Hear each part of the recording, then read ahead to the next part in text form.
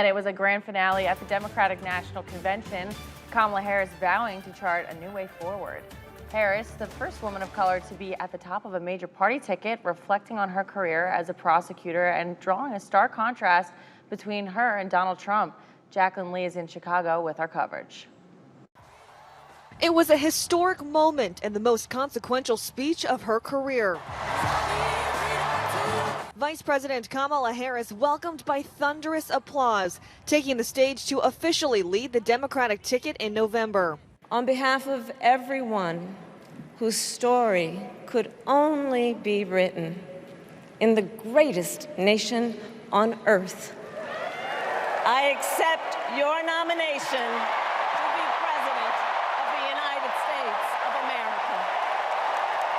Harris reintroducing herself to the American people. My mother was a brilliant, 5-foot-tall brown woman. She taught us to never complain about injustice, but do something about it. Harris slamming former President Donald Trump and his attempts to overturn the 2020 election and warning what will happen if he gets another 4 years. After the United States Supreme Court just ruled that he would be immune from criminal prosecution. Just imagine Donald Trump with no guardrails.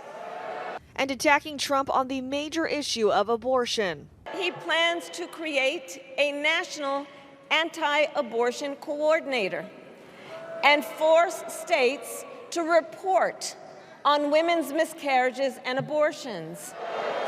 Simply put, they are out of their minds. The United Center erupting in applause when she addressed the war in Gaza.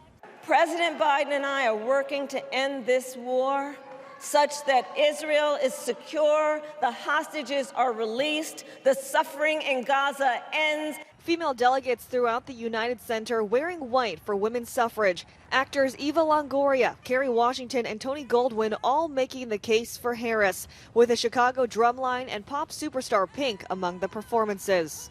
Harris ending the night, calling on her base to get to work.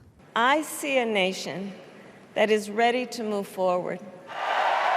Together, let us write the next great chapter in the most extraordinary story ever told. Harris will head to Washington, D.C. later today. She will debate former President Trump in Philadelphia on September 10th on ABC. Jacqueline Lee, ABC News, Chicago.